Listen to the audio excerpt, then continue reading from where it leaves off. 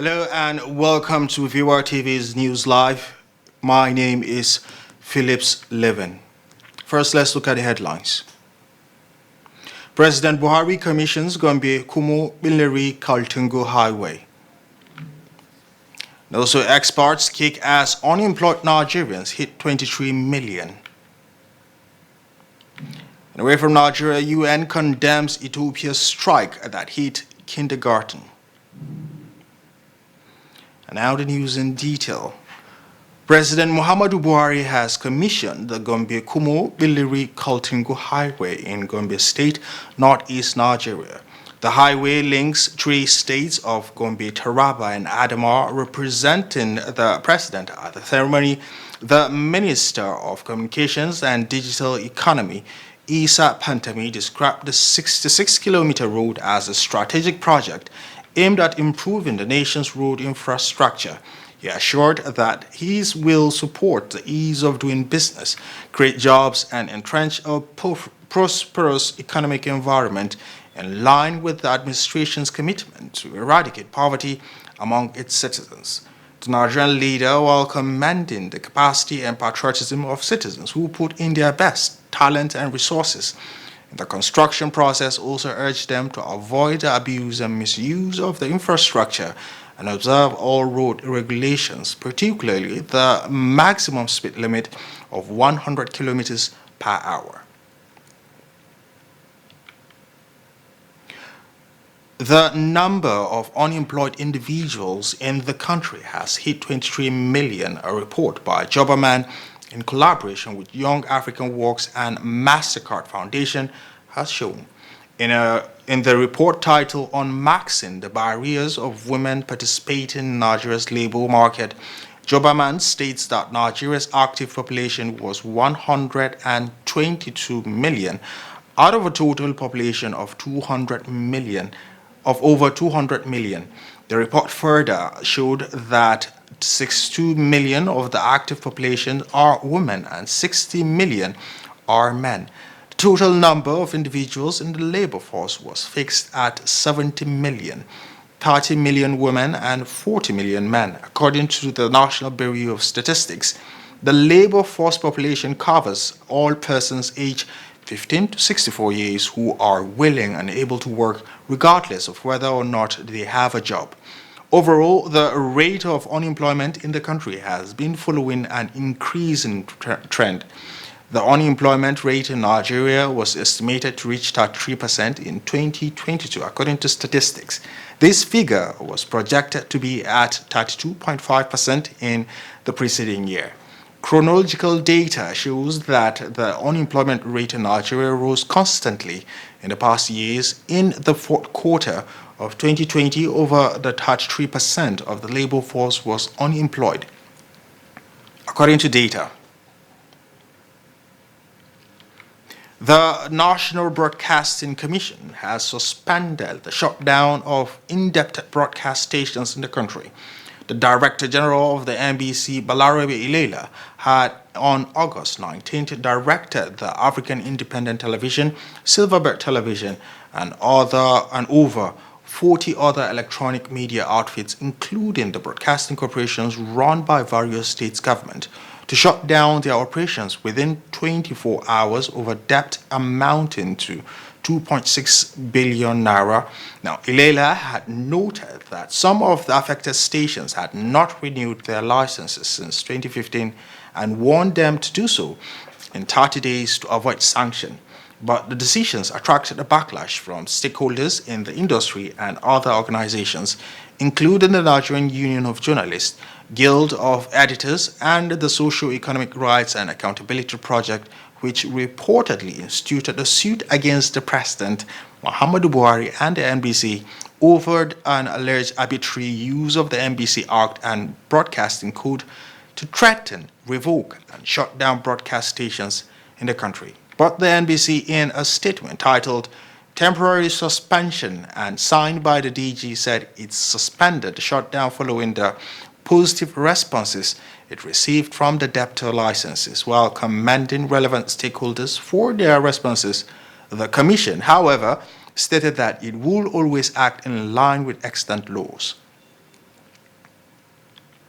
And on child labor, the National Agency for Prohibition of Trafficking in Persons, NAPTIP, has warned Nigerians against engaging a child below 12 years as a domestic worker. Its Director General, Dr. Fatima Waziri Azi, gave this warning at the commemoration of the International Day for Remembrance of the Slave Trade and its abolition in Abuja. Theme of the day was Modern Slavery, a critical appraisal of domestic staff in Nigeria. Organized by the Federal Ministry of Information and Culture, Waziri Aziz, represented by Josiah Emorule, the Director of Intelligence and Public Enlightenment Department, said that the law setting up the agency prohibits the employment of under 12 years child as domestic worker. It is expedient that the whole of society and the whole of government come together to ensure that the issue of modern day slavery is kicked out of our society. As all hands must be on deck, as the agency cannot fight this fight alone. Meanwhile, the director of UNESCO Regional Office for West Sahel Africa said that UNESCO played major role in breaking the silence surrounding the history of slavery. Shanga said, represented by Ineka Okafor, the head social and human sciences sector, UNESCO Regional Office Abuja.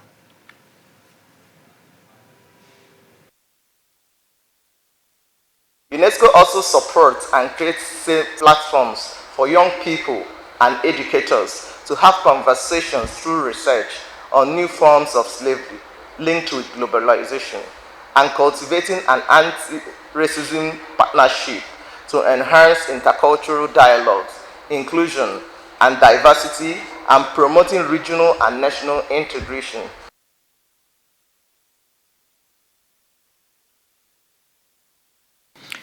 NAPTIP promises to continue a partnership with its sister agency to ensure that the issue of modern-day slavery becomes a thing of the past.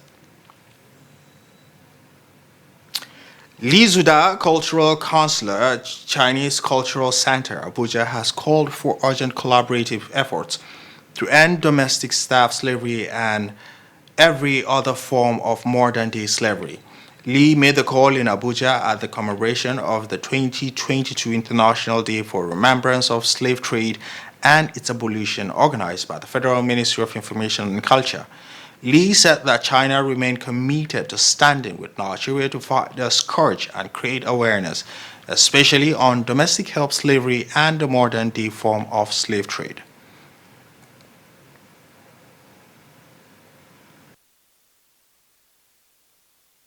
On this special day, I'm very delighted to join you and celebrate together the International Day for the remembrance of slave trade and its abolition. By taking this opportunity on behalf of the Chinese Embassy, I highly commend the Federal Ministry of Information and Culture for its great initiative to commemorate the abolition of the slavery and deeply appreciate its valuable contribution to the promotion of fairness and justice for mankind through creating awareness among us. This year, we are also very happy to stand side by side with our Nigerian friends, work together to fight modern-day slavery. Children are flowers in the garden. Youth are the future of the country. In order to enable those beautiful flowers to bloom one day, and our young generation to embrace a better future, we should all act right now and declare a war against the modern-day slavery, create a peaceful and harmonious society for them to grow up safely and healthily.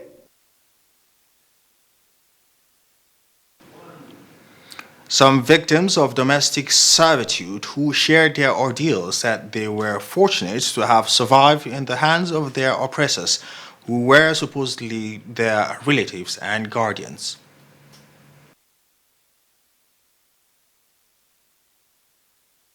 Secretary Minister of State Ramatu Aliu has commiserated with families affected by Kubwa building collapse in Abuja. We have details of this story after this break.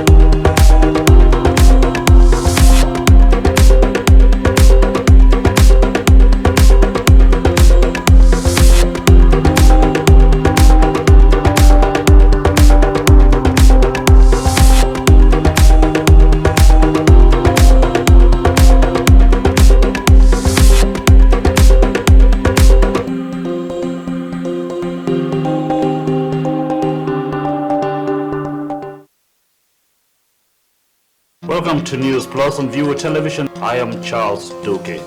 Hello and welcome to News Plus on Viewer Television. I am Joy Malik. Hello and welcome to News Plus. I am John Matake. Hello and welcome to News Plus. I am Ikeo Matong.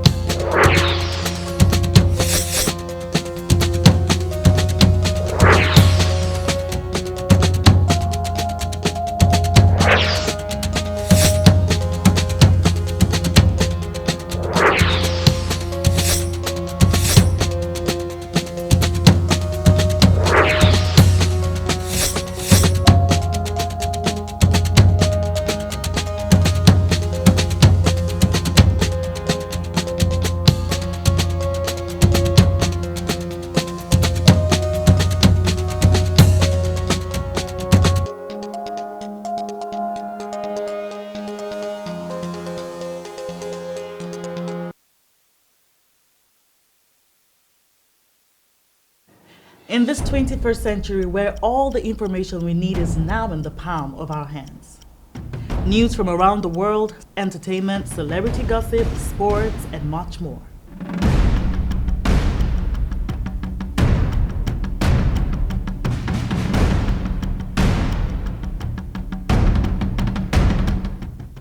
The only thing that you need is the right source.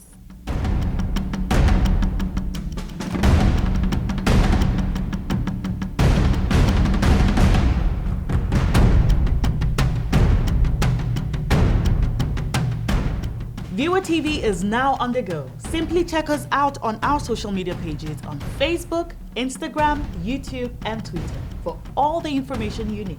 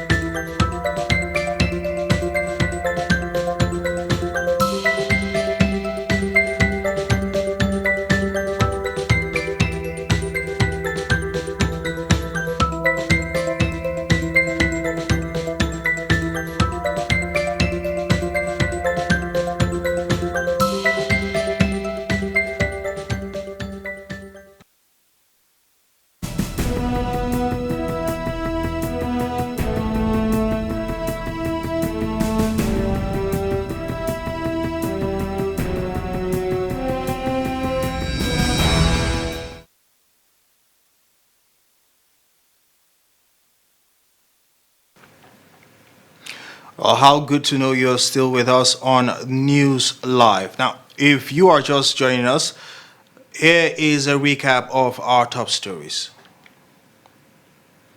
President Buhari commissions Gombe Kumo Biliri Kaltungu Highway. And also export kicks as unemployed Nigerians hit 23 million. And away from Nigeria, UN condemns Ethiopia's strike that hit kindergarten. Moving on, the Federal Capital Territory Minister of State Ramatu Aliyu has commiserated with families affected by the Kubwa building collapse in Abuja. Aliyu, while wishing the injured speedy recovery, prayed for the repose of persons who died in the unfortunate incident. The minister made the remarks while visiting the site of the collapse in Kubwa, even as she thanked the first responders and institutions of the FCT administration for their tireless work in rescuing those that survived.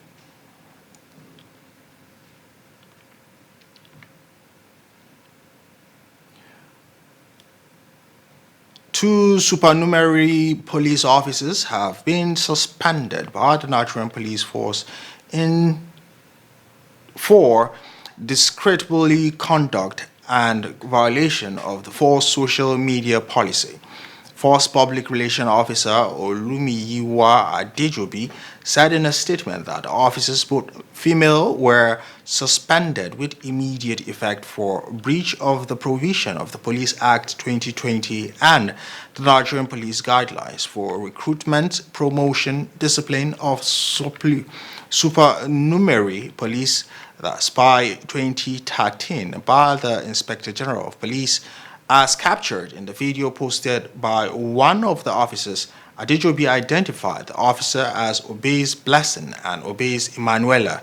Videos of both officers on TikTok have made the rounds recently, and the Force Bureau noted that one of their videos went viral on August 3rd, 2022.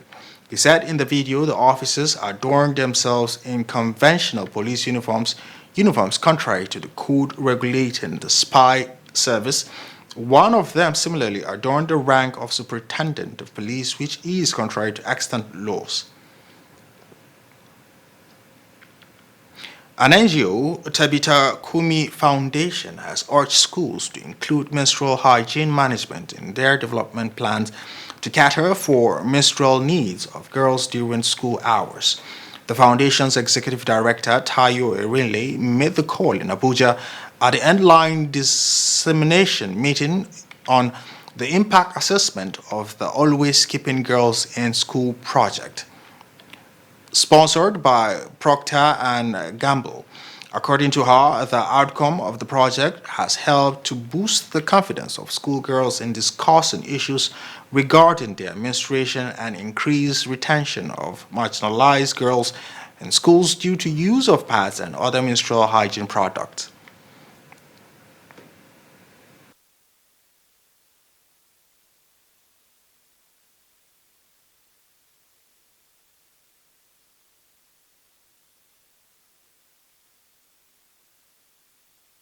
Girls are now aware, or in these areas where we have worked, are now aware about menstruation, and they are not being told taboos or myths. They are given the right information, and their dignity and their confidence has been built because they can now go and access products wherever. They are not ashamed. The boys have been carried along. The boys are now more supportive, and then more the fathers.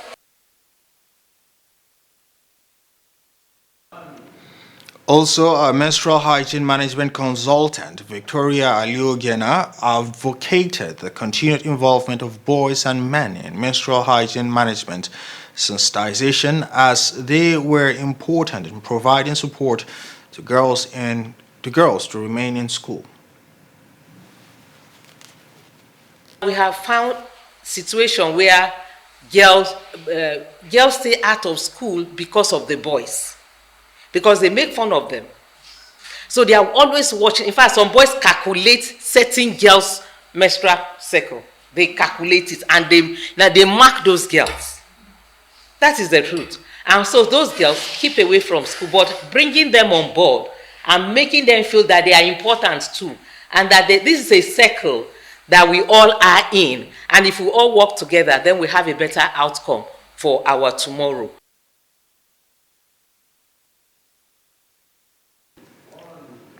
On her part, Angeline Nwocha,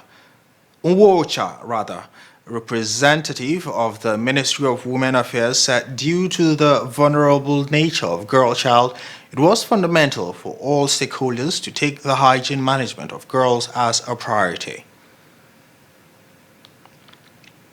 The National Commission for Mass Literacy, Adult and Non-Formal Education has said it will partner with non-governmental organizations for literacy support services to tackle illiteracy and female marginalization. Professor Simon Akpama, Executive Secretary of NEMEC, said this during an advocacy visit to its office in Abuja by the Spotlight Initiative Project Activity 4217 project. The project, being carried out by Nogals in partnership with the United Nations Education, Scientific and Cultural Organization, UNESCO, is aimed at providing accelerated second chance educations and livelihood skills for out-of-school girls and young women facing marginalization. The most, or the poorest, the most deprived, the most marginalized people under the sun are the women and the girls. And the more this set of human beings are marginalized, the more we increase illiteracy and its product or byproduct of poverty. I've seen those two terms as, I treat them as a vicious cycle, because the higher the literacy rates, the higher the poverty rates, which is attendant socioeconomic indices of underdevelopment.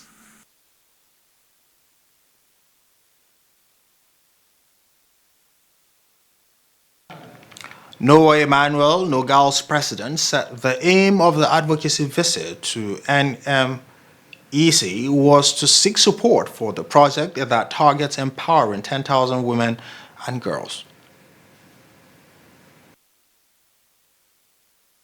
The CSO/women organizations formed a cohesive and comprehensive approach to ending violence against women and girls.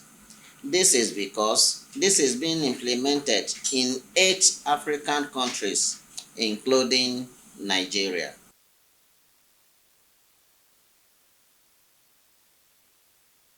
Dr. Stephen Onyekwelu, Spotlight Project Manager, UNESCO, said that Nogals was chosen by UN for the project because of its mandate towards promoting literacy and call for synergy to ensure the sustainability of the project. According to Onyekwelu, Nogals is on board for second phase of the Spotlight Initiative, and they are going to work in FCT, Ebonyi, and Adamawa. The West African Examination Council, WAEC, has described as untrue claims that it carried out a ranking on performance of states in its recently released examinations for school candidates. Patrick Alegan, WAEC head of national office, dismissed the claims, which he described as misleading, false, and handwork of mischief makers. Alegan, in an interview, said that the report did not emanate from the council. He urged the public to disregard the ranking, noting that it was false. Remember, you're watching News Live. Up next, we'll be looking at business news and international news.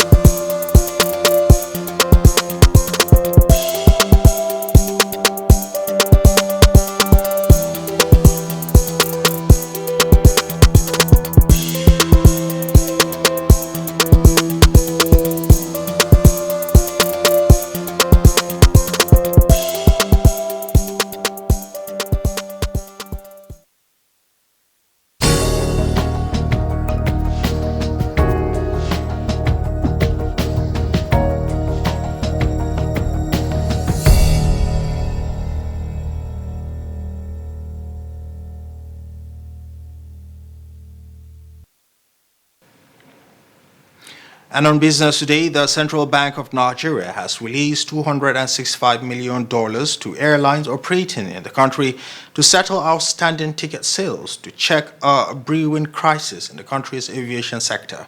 There have been serious concerns and reactions over hundreds of millions of dollars earned by foreign airlines operating in the country, which they could not repatriate due to foreign exchange scarcity problems. International airlines operating in the country have been raising airfares and reducing flights over their inability to repatriate funds to their home countries. Emirates Airlines had announced the suspension of its flight operations in Nigeria from September 1st, 2022, while fears had increased that more airlines may follow the same step according to the CBN. Breakdown of the figures indicate that $230 million was released as special foreign exchange intervention, while another $35 million was released through retail SMIS auction. Disclosing this in a statement, the Director, Corporate Communications Department, CBN, Osita Nwanisobi, said the Governor, CBN Godwin Emefiele, and his team were concerned about the development and what it portends for the sector and travelers as well as the country in the Committee of Nations.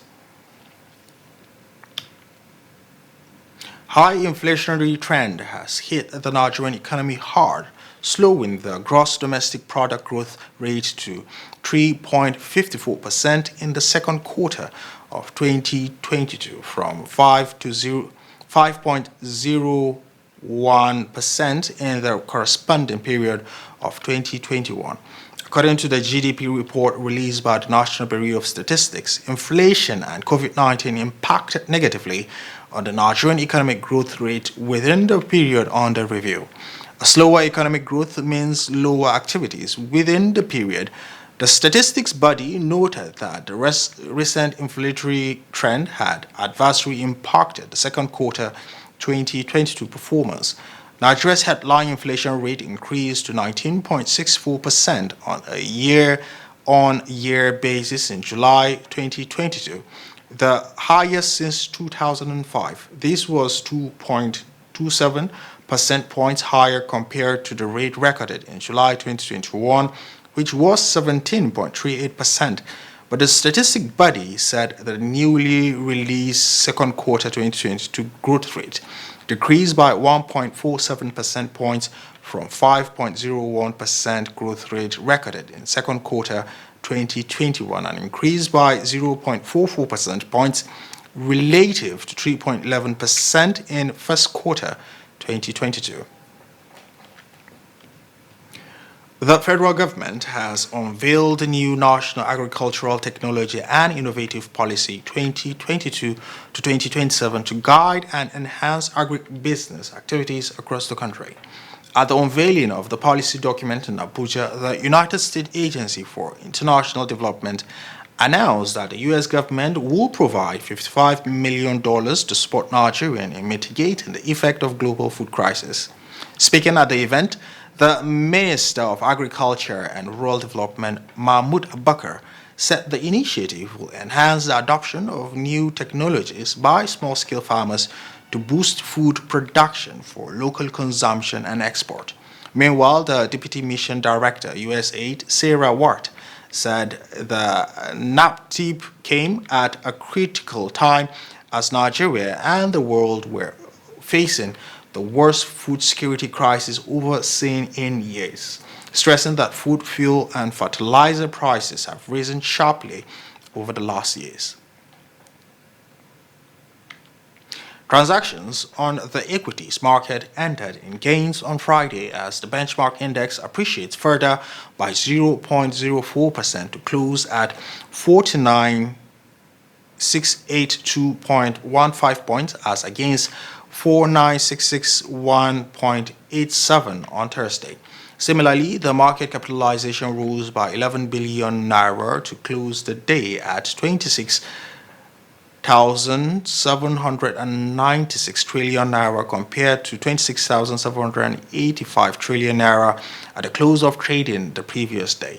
Investors traded 193.51 million shares worth 4.64 billion naira in 3,307 deals on Friday. The market sentiment also closed positive as market closed with 17 gainers relative to 15 losers. Now, the United Kingdom mega carrier British Airways has stopped travel agents in Nigeria from selling their ticket amid the difficulty of foreign airlines to repatriate over $464 million ticket sales proceeded to their respective home countries. This came as the Central Bank of Nigeria announced the release of $264 million out of the $464 million naira trapped funds to the foreign carriers. A breakdown of the figure indicates that the sum of $230 million was released as the special forex intervention, while another sum of $35 million was released through the retail SMIS auction. However, the BA, in a notice to travel agents in Nigeria on Friday, said the ticket distribution firms will no longer be able to make new bookings on service existing bookings made in Nigeria. The UK airline did not specify the reason for the decision, nor did it state how long the suspension of ticket sales by Nigerian travel agents will last. BA, however, said it was committed to the Nigerian market and will not stop flights to the country.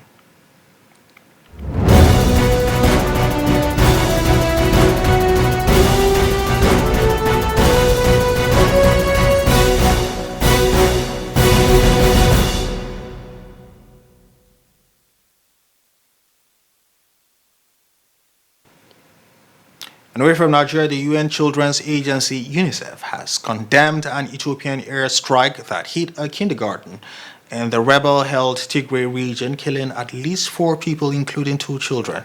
The government did not target in civilian areas in Friday's air raid and accused the Tigray People's Liberation Front of staging death. The bombardment came just days after fighting erupted on Tigray's southern border between government forces and the TPLF rebels, ending a 5-month truce and dashing hopes of peace talks. The TPLF said the airstrike, the first in many months on Tigray, demolished a kindergarten and hit a civilian residential area. The government said only military sites were targeted and accused the TPLF of dumping fake body bags in civilian areas to maximize outrage. Kibron Gebrelesi, Chief Clinical Director at the Mekele Ada Referral Hospital, revealed that 4 people died in the strike, including 2 children. 9 others were receiving treatment for injuries, he said. French President Emmanuel Macron has extended his visit to Algeria to sign a renewed partnership deal with his counterpart Abdelmadjid Tebboune as the 2 weeks of overcome months of tension. The 3-day trip comes after months of tension between France and its former North African colony, which earlier this year marked 60 years of independence following 132 years of French rule. Algerian President Abdelmadjid Tebboune had on Thursday hailed promising prospects of improving the special partnership between the 2 countries. Ties between Paris and Algiers have seen repeated crises over the years. They had been particularly tense since last year when Macron questioned Algeria's existence as a nation before the French occupation and accused the government of fomenting hatred towards France. Tebboune withdrew his country's ambassador in response and banned French military aircraft from its airspace. But Macron's office said he regretted the misunderstanding caused by his comment, and his aides believe both sides have moved on, noting resumption of normal diplomatic relations and overflight to French army bases in sub-Saharan Africa. And to Taiwan, China has condemned the visit by Senator Martha Blackburn, a U.S. lawmaker on the Senate Commerce and Armed Services Committee, to Taiwan, describing the visit as a provocative. Spokesman for China's embassy in Washington, Liu Pyongyu, vowed that Beijing will take unspecified, resolute countermeasures in response to what he called the U.S. provocation. Senator Martha Blackburn visit to Taiwan is the third by a U.S. dignitary this month, defying pressure from Beijing to halt the trips. Taiwan's foreign minister said Blackburn was due to meet President Tsai Ing-wen during her trip, which ends on Saturday, as well as top security official Wellington Chu and Foreign Minister Joseph Wu. Now, abortion has become illegal in 3 more U.S. states, further restricting access to elective terminations of millions of women despite some signs of popular and judicial pushback.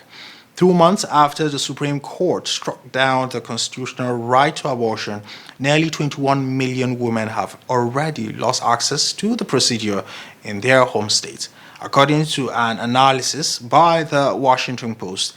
And with Idaho, Tennessee, and Texas joining 10 other Republican-controlled states in implementing near total ban on abortion, that number is set to rise. Another dozen states are expected to follow suit with their own restrictions. Democratic President Joe Biden condemned the ruling by the conservative-dominated Supreme Court and has pledged to do everything within his power to ensure access to abortion. Besides battling in the court, Democrats are hoping abortion will be galvanizing issues for their candidates in the coming midterm elections. U.S. voters will decide control of Congress in November, with all 435 House seats up for grabs, as well as 35 of the 100 Senate seats and the governor's mansion in 36 out of the 50 states. And that's all we have on Newsline. But before we go, a quick look at our top stories for this evening. President Buhari commissions Gombe, Kumo, Biliri, Kaltungo Highway. And also, expert cakes as unemployed Nigerian hits 23 million. And away from Nigeria, you've heard UN condemns Ethiopia's strike that hits kindergarten. Well, thank you for your time. That's all we have for now. On behalf of the rest of the production team, my name is Philip Slivin. Have a great evening.